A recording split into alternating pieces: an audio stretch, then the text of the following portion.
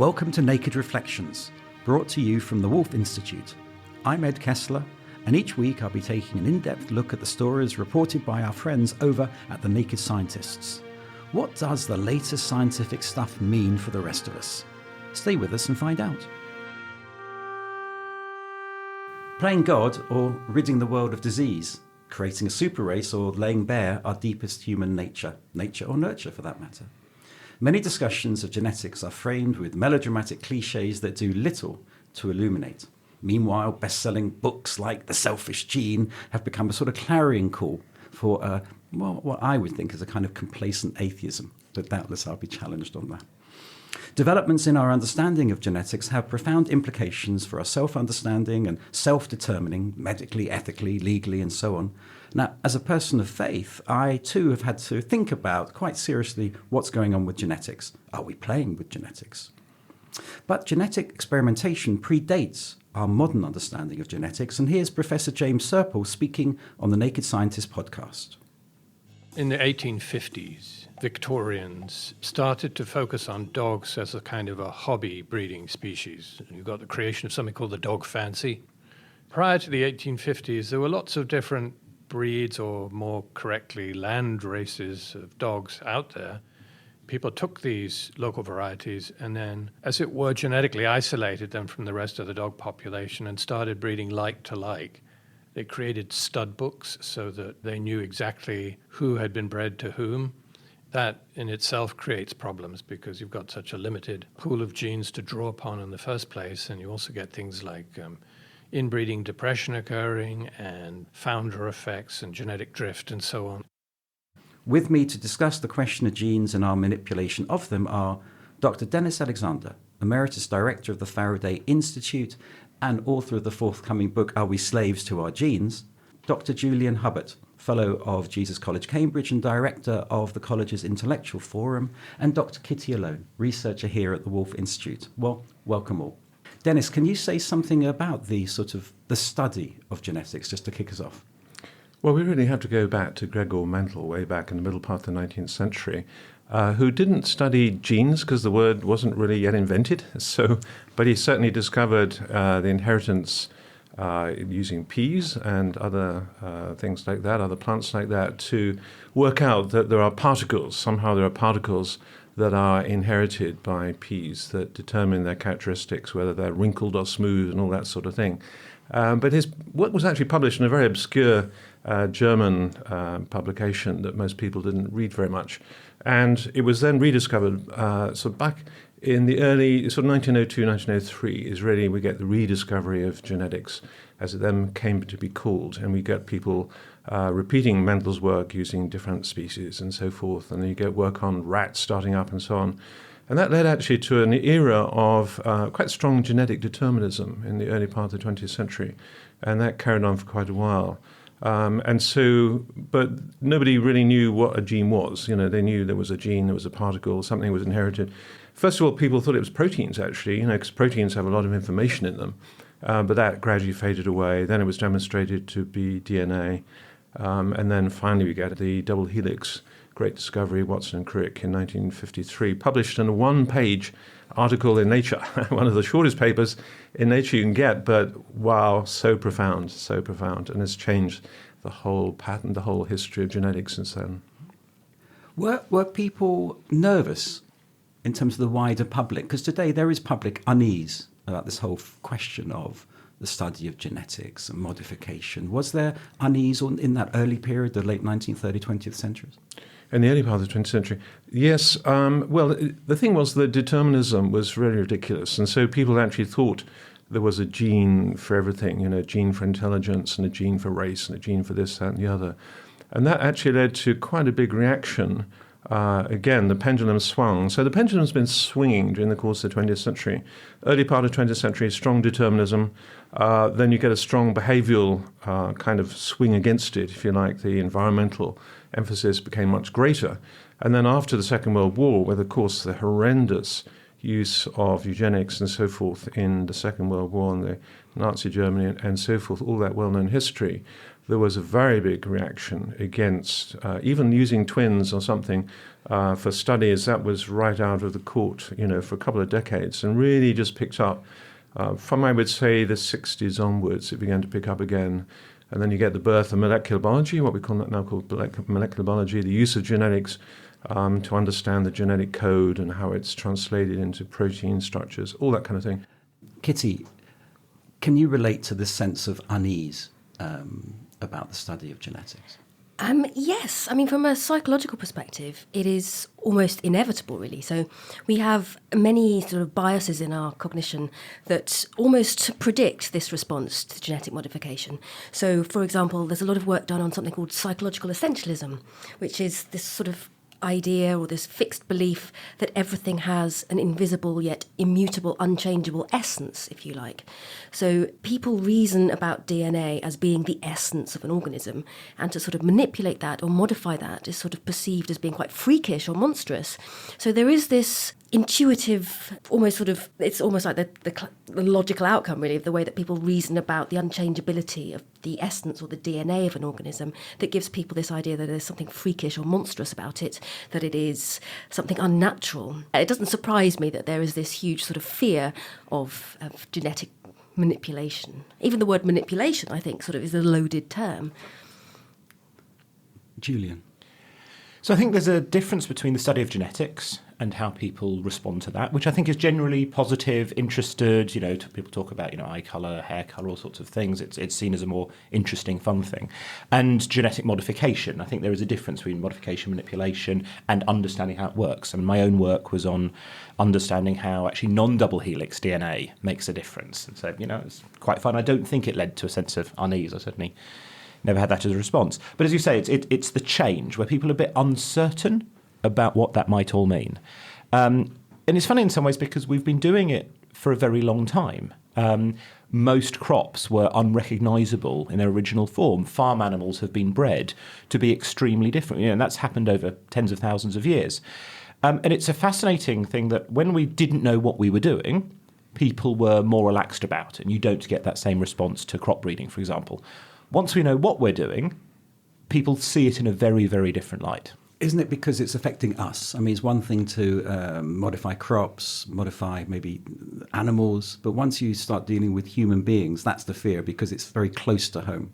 Absolutely. And there is a generally accepted moratorium on doing genetic modification on nuclear DNA in humans. There's, I think, only one person who's tried it, a Chinese academic who's now been jailed for it. I mean, it was widely condemned around the world as something that should not be done.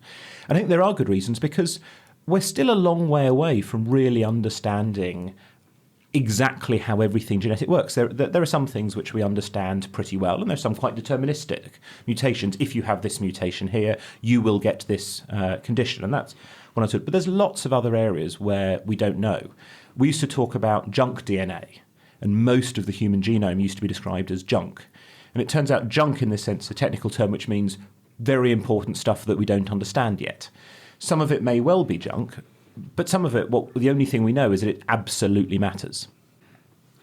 Yes, I just want to pick up, in fact, on the case you mentioned, which is, again, only a single one happened in the world, where Dr. He Yankui, the Chinese scientist you mentioned from the University of Shenzhen in southern China, quite unknown to the rest of the world, although some people did know, actually, as I happen to know. But what he was trying to do, in fact, it was quite an interesting example, because what he was trying to do is to remove from a family where the parents had, or at least one of the parents had HIV, was HIV positive.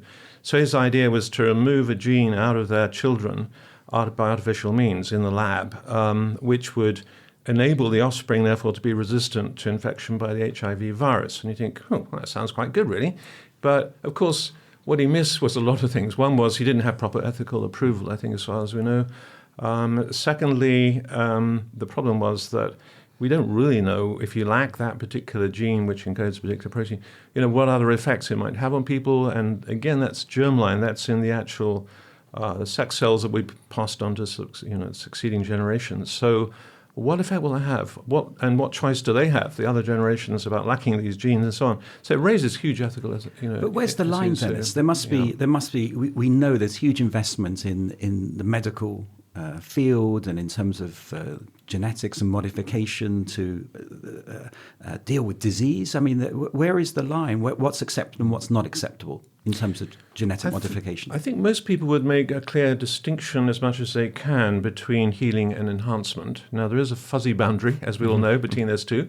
But I think it's still a useful distinction because most people would say what I just mentioned, Yang Kui, what he was doing was a form of enhancement because he was trying to enhance those individuals so they would be more resistant to infection with HIV virus. So that's clearly a form of enhancement, I would say. It's not healing anybody. Whereas most of the uses of genetic engineering at the moment for healing are very, very encouraging, actually. For the first time, in the past 5 years, there have been some really interesting and encouraging examples of healing individuals of their genetic disease through genetic engineering and through gene modification. But that's not passed on to their succeeding generations. That is the key thing, I think. So I think that is a key distinction, and I think we need to make that distinction. I agree, and there is a big ethical difference between an adult consenting to do something which affects them and only them, and somebody where the adults may or may not have understood what was happening, affecting their descendants and their descendants' descendants. There is a big difference there. There's also the interesting case that I was quite involved in when I was a Member of Parliament of mitochondrial replacement therapy. So you have DNA in the nucleus, and that's where most of the DNA is that does pretty much everything. But there are also some DNA in mitochondria, which are the sort of power engines of the cell. And this causes some really nasty conditions. So they're inherited from the mother, and if you have defects there, there's huge pain often. I mean, they're very, very serious conditions. And there's a technique which had been developed that allows you to take the nucleus out of a cell which has problems and put it into another cell which doesn't have a nucleus, and so replace the mitochondria, or replace the rest of the cell, and so fix and heal those. And it was a fascinating debate. And one reason I found it interesting to see how it was discussed was because it showed that I think politicians are not very good at understanding the difference between what is scientifically possible and what is ethically good and moral. So there is a debate about whether you should do this, and it's a perfectly legitimate, it's a good, moral, philosophical discussion. The debate itself had almost all the people who opposed it were Catholic or evangelical, who I presume had the moral position this was just simply something you shouldn't do. Now, I don't agree, but it's a perfectly legitimate moral view. But the case that was made was a not very good set of scientific arguments. We shouldn't do this till we can prove that it's completely safe, and it's very hard to prove safety until you try it. Whereas the argument on the other side for a lot of people also wasn't the moral arguments, it was also not very good scientific arguments. And when MPs came to vote, I was helping to guide them the way I wanted. But a lot of people said, which way for science? And I thought that was a real problem because science tells you you can do this, you cannot do this. It doesn't tell you whether you should or should not. And we didn't have a proper moral ethical debate. Can I just pick up on that, actually? It's a very interesting debate. I speak now as a Christian. I'm very enthusiastic about that particular technology. And I do think, actually, it's hard to sort of split religious communities down the middle, on these things, because I think, put one community all against it and one community all for it or something. I think life is so much more complex than that. And I think that's where the discussion in this country is actually quite distinct from the discussion in America, where I think you do get these sort of packages. Oh, well, if you're a Republican, you have to do this, that, and the other. And, this sort of thing, whereas I think it's slightly more complex in this country. So I speak very much as a Christian, very enthusiastic about genetic technology, with boundaries, of course. And I just felt the language in that particular discussion would have been helped greatly if we had spoken much more about DNA donation, if it had been mitochondrial donation. So if you have, if you have a transplant, somebody gives you a kidney, somebody gives you a heart. Isn't that wonderful? Well, if somebody gives you their mitochondrial DNA, which is healthy DNA, isn't that wonderful? So I just thought the language game was interesting there, actually. So really what we're talking about is as much the implications, sort of the ethical implications of where we are and the limitations of that. And I think what I'm hearing you say is that the limitations are about the individual. It's okay if the individual accepts this change and it's limited to that person rather than passed down the generations. Is that what we're saying? I mean, my big concern about this is not an ethical one once we get a lot further, and it's not a technical one. It's a health equality one. There was a great short story just recently by Chichin Liu exploring this idea very nicely. But if we have techniques which are very expensive and means that some families can have diseases taken out or longevity enhanced or whatever benefits there may be, will we end up with the 1% not just having more income and not just having more wealth, but also having huge genetic advantages, longevity advantages, which will then compound it? Are we leading not to two different species, but to a massively entrenched advantage for one small set? That terrifies me. Kitty. So there's a couple of things that came up from what Julian and Dennis were saying. So first of all, it's the idea of literacy. So I think it's fair to say that the lay understanding, and I'm including myself very much in the lay understanding of genetics, is pretty limited. I mean, I've just about heard about, Mendel's peas, and that's really like the limit of my genetic knowledge. But the problem is when issues surrounding genetic modification or DNA manipulation or any of the topics that you've talked on, when it's not presented in a reliable or educated way, people fall back onto intuitive reasoning to think about these things. So there was a wonderful study that they did in the US, for example. And so of all the people that they surveyed, more than a half did not reject the idea that tomatoes, which had undergone genetic engineering by the insertion of fish DNA, would taste like fish. So it's this idea that the insertion of fish DNA somehow sort of introduces some fishy essence. But that's what you're up against. Unless the media, I think, presents it in a much more palatable way, then people will rely on these sort of cognitive biases that make them think of it as something perverse, something disgusting or freakish. And I think also the other interesting thing that came up was this idea of religion. And I think the word that comes to my mind is apotheosis, this idea of you are playing the role of God. You should not interfere in something that has sort of the cosmic course of life. There is a predestined plan and you should not manipulate this or get involved in it because you're infringing on the work of a supernatural deity.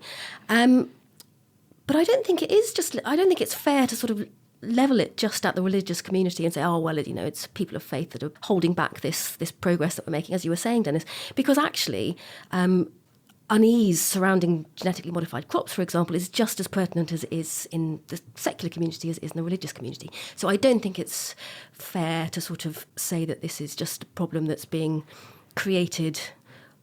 I don't think it's fair to say that religion, in any sense, is holding back the field, if you like. You're listening to Naked Reflections, and my guests this week are Dennis Alexander, Julian Hubbard, and Kitty Alone. Kitty. Even though there is sort of an intuitive mistrust, if you like, of DNA and genes and all the rest of it, I've noticed recently that there is this trend for sort of like the mass commercialisation of DNA. So around Christmas, I'd log onto my Facebook page and it would just be endless adverts for sort of discover your DNA, discover your ancestry by these DNA methods. And it's becoming it's sort of presented in a very pedestrian way, if you like. It's like, well, you just is that healthy? Send it off. Well, I don't think it is, because I think, again, what Dennis was saying about complex systems, I think it sort of implies that, it's really easy. You just take a mouth swab, send it off to a lab, and then they can tell you what percentage Caucasian you are. I think it's right, because DNA is now being used as a sales technique. So there's a company I'm aware of that's essentially saying you should eat less salt, better eat healthier. But they phrase it as, we do a DNA test, which will then predict which foods you should and shouldn't eat. And they certainly believe that putting that have the DNA test bit first increases sales, even though I have to say I'm pretty confident that the advice is almost identical for everybody. Dennis, you said a little earlier that you're a Christian and you're a scientist. What's your response to this question of the role of religion and genetics? It's very complex. I can't give a really simple answer, but I can tell you my own experience, because I've written a fair bit in this area about the relationship between science and religion, and in the context of genetics as well. What I find is that you get attacked by everybody. That's quite fun, So, there's a book by Michael Crichton, actually, which I hadn't read, but where I am quoted in one of his characters as quoting a whole chunk from me as a Christian geneticist, and being rather blamed, for then all kinds of horrible things happen, obviously, with the use of genes. It's a Michael Crichton novel, okay? He's the author of Jurassic Park, in case you don't remember, the late Michael. So, so I just thought it was rather amusing, actually. Here I am as a Christian character in his book, being blamed for Jurassic Park. It was somewhat rather strange. Anyway, so you do get these quite complex discussions going on. I have to say, I think within the Christian community, as far as I know it, amongst the scientists, certainly, I know a lot of geneticists within the Christian community, as a matter of fact. And I think they do have real ethical concerns, obviously, about they want to do things properly. But I'm sort of glad they're there. And but isn't there a tension between being a Darwinist, being a biologist, and being a Christian, or any person of faith who believes in an interventionist God? So I love Charles Darwin. He's one of my great heroes. Michael Faraday is top of the list, but Darwin is right up there. I have a lovely picture of Darwin above my bed. Okay, so that's where I'm coming from. And I'm an enthusiast for evolutionary biology, and I always have been, and never seen any problem in terms of evolution and religion, all that sort of thing. But it's the interventionism. It's the intervention, yes. Dennis, that I want to sort of pick up on, because as a person of faith myself, I'm Jewish, as you know, Yes. and in the Jewish tradition, the Christian and the Muslim, in most faith traditions, there is an aspect where God intervenes. I think that we have to come back to that wonderful theological essay, Genesis chapter 1. Again, the whole of humankind is made in God's image, and I think we now have a better grasp, really, on what that entails. And it means the handing over responsibilities to care for the earth and to look after people and to be carers and not destroyers. And that theme, of course, is a constant theme right throughout what we call the Old Testament and so forth. So I just think if that responsibility is taken really carefully and ethically, then we are always intervening in the world all the time, aren't we, as humankind? And I think God, I would see, is the creator of everything, the whole shebang, everything that exists. He is the constant creator, upholding, sustaining the whole of the created order, which is what makes science possible, because we have regularity, we have reproducibility.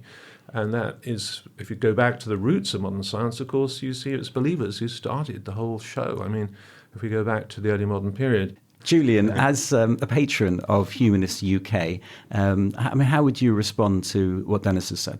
Obviously we have different premises, but I don't have a problem with people who say there are things we have clear evidence for and we accept that, and work out how to fit other beliefs with the stuff that we know must be true. I don't agree with your conclusions, but I don't have a logical problem with them.